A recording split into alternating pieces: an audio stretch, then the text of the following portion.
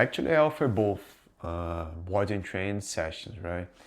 And I start with just sessions, and I was saying sessions is great when you have like some issues that I like to say that you can manage just in your house, just like on. I like to say the biggest difference for me is like sessions is more like to teach some commands, like I say to teach something that instead of you doing this and doing that, like I like to say some tips, something, because sessions we're gonna use some techniques, use some tools. Sometimes we're gonna change, we're gonna adapt something.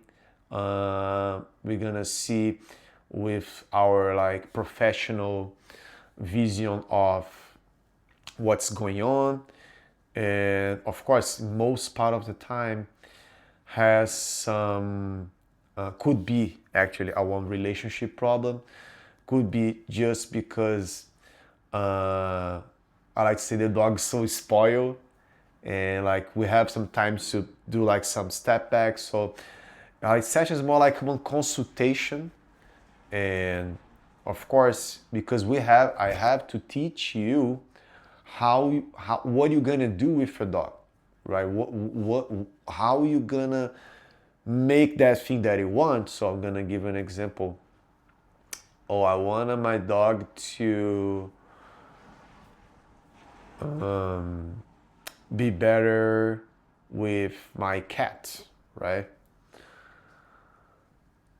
So in that scenario, of course, session's gonna be super like easy to do it because we're gonna show like so like this is what I usually do, right?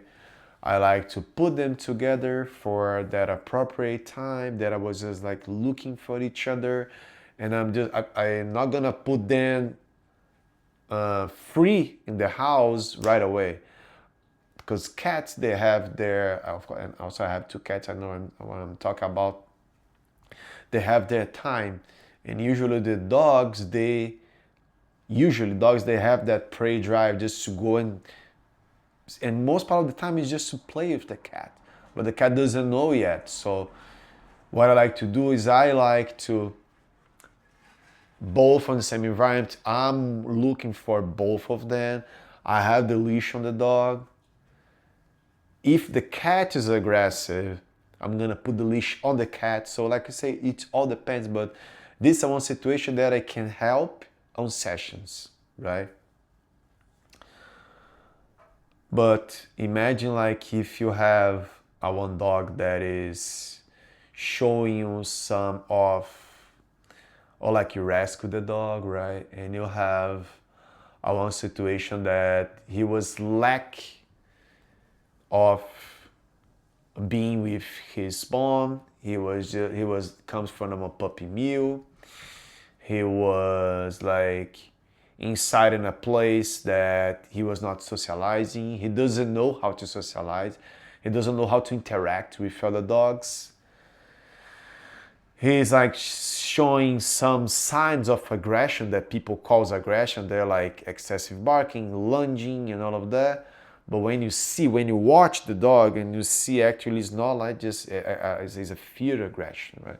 It's not like purely aggression. He's not aggressive just because he's aggressive. But I say just give you some examples. But I like to say it all depends on the dog. So in particular case, it's nice for you to just go to the board and train program because it's gonna be more okay.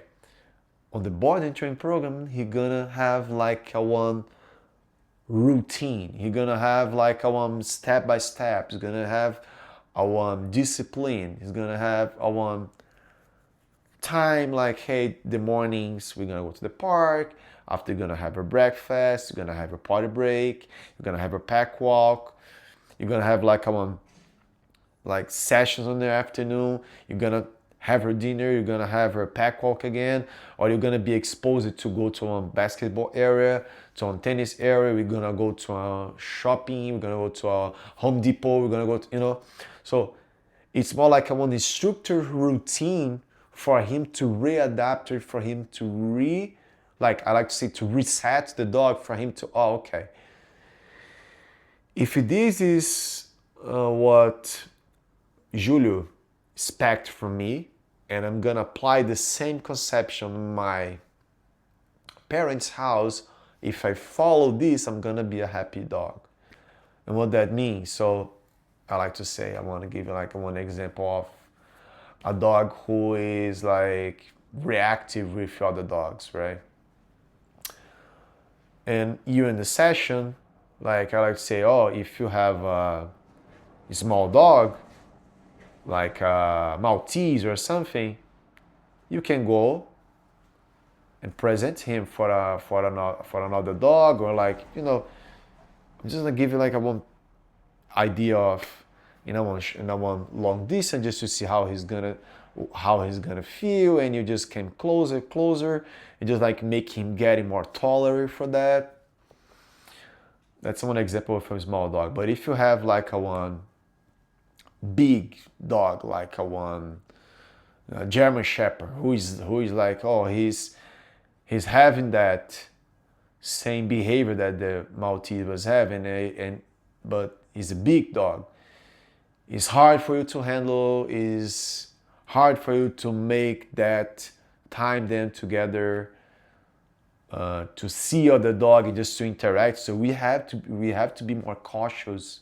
So we have like to do something different. And usually in the session, like say, usually it's 1 hour session. And of course, like can be a little bit more, but I mean, in 1 hour, we cannot like have a one huge change in that thing of, oh, he doesn't tolerate dog. He was never being around other dogs. In 1 hour, I'm just gonna make like a magic and boom, he gonna be around dogs and he was not showing any signs of aggression, right? And like I say, like for that situation, board and train, or I like to say actually any situations you can put your dog in a board and train program. And what I like for that is because we can implement, we can put on his mind, we can teach him what we expect from him. And the idea of after that, they want to just keep practicing the exercise, keep practicing the mental simulation, put him to socialize, walking him in the street. So getting him like every day better with exposure, like of course safe exposure, with something that he can keep growing on his mind, on his way to see the life, right? Because like say, okay, after like the time when they pass here, pass like with us in our board and train, we have like to keep doing the same, like it's not just keep doing the same routine, because like we have our personal life, but the minimum of exercise, the minimum of stimulation, like socializing, for him to keep getting better, is something that we have to be allowed to provide. And I like to say, of course, like if we have a life, usually we have a life, we cannot like, oh, I'm just gonna do like, let's say 10 walks, as people say, hey, usually but you walk 5, sometimes a lot of time, like I'm just saying 5, but a lot of time during the day. Okay, but if you cannot walk, okay, hire a dog walker. Or if you don't have a dog walker, or you wanna put him on dog daycare, sometimes put in a dog daycare. Or you have like someone to interact, someone to help you with that. Like we have, like I say, we have all of those other companies to help us. So this is the one I like to say, it's like a one community to help you and your dog to be a better dog in all the scenarios. But I like to say, even if you after like you do like a one body turn, or even a session, right, and you just think that the work's done, no, actually we're gonna keep doing this forever. We're gonna like keep reinforcing, we're gonna keep like rewarding, correcting, adjusting, putting him in all of those scenarios that he needs to. And also we have to show him what we expect from him, and he needs to listen, obey, and keep. And like I say, we have to keep reinforcing that match of we want, and I say what he needs to do, and look for us, I'd say, for guidance, for what we're gonna do next. I'd say we have to be able to show them what we want and how they're gonna answer for us that behavior, and you're gonna keep reinforcing that forever. I like to say it's like a muscle, right? Like if you don't go to the gym and you're just going to the gym, okay, now I'm just gonna stop for 6 months. Like we have to keep doing that. I like to say, oh, every day is hard, okay. But take your time with your dog to do it. I'm not gonna say every day because I train them every day, right? And I like that thing because I'm gonna have that time with them together every day. People say, oh, but I don't have time. Yes, you have time. You have time. Time is priority. And when you choose to put your dog in a body and train program, or even to hire a dog trainer to do a sessions with you, I'm pretty sure you want the best for a dog. So if you don't have time, you're gonna create time for that. And if you don't spend time with your dog, don't expect someone else to do what you have to do. Because this is another part too. If you can put him in in any place, but if you don't have your time with your dog, listen, he will not listen to you, because you need to create a relationship with him, not just the love and shelter, just playing. Needs to have that relationship of, oh, okay, not just because I love you, because people say, hey, I love my dog and he loves me, yes, but when you are outside with a dog, instead of him wants to be with you, he wants to get away from you. So I say, what kind of relationship is that?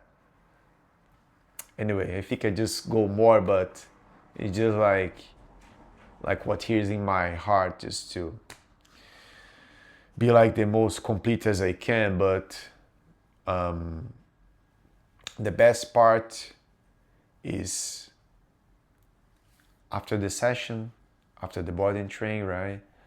After this time when I have with your dog, when I have with you and your family, is when you realize something that, oh, I was not looking from that perspective.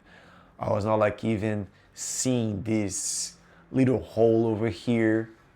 So it's really nice when you get that result and you start applying the techniques, start applying that everything what I said, everything what I show, everything what I teach, and you getting the results that you were expecting for. In most part of the time, it's not just, but I say most part of the time, when we have to create boundaries, I'd say limits, we have to put that thing of creating some mechanism for him to understand that you love him, he is your best friend, he is a part of a family, he's a member of the family. You're never gonna give up from him. But we have also to make our choices of, we have to show him, and we have to give this feedback from him that, imagine if he was in the nature and he was with his mother, if he was doing something that his mother was not allowing him to do, she was just going boom, correcting him. And I like to say, It's not a one correction again to hurt the dog. It's a one interruption, it's a one action just to, that's enough. So my daughter, she says sometimes in the school, she just have 5, right? And she says, like playing, that's enough, time out to the corner now. I say, oh, but she just had 5 years. She's like feeling something like that. She's like experiencing something there in the school. What like she's doing for that, right? But I like to say that kind of interrupt, that kind of, that's this is, I don't want that, is a one great sign for her to, okay, if I'm doing this again, I'm gonna put in the corner. So how can I avoid that thing? I like to say this same conception we can use here on the dog. We cannot just like ignore. We have to find a way to create this communication. And we have the tools, of course, to communicate with them. I mean, like he needs to see you, he needs to look at you and understand what you're saying through your, of course, like some comments, some voices, some words. But also like he needs to look at you, oh, okay, like so my mom, my dad, they're like looking like that. So that this already means this one. I like to say when you like the dog anyway, hey, oh, the dog knows that someone kind of interrupts. So like if he knows that sign is an interruption, because after that you're just gonna go to block him or do so. Yeah, I think that's all.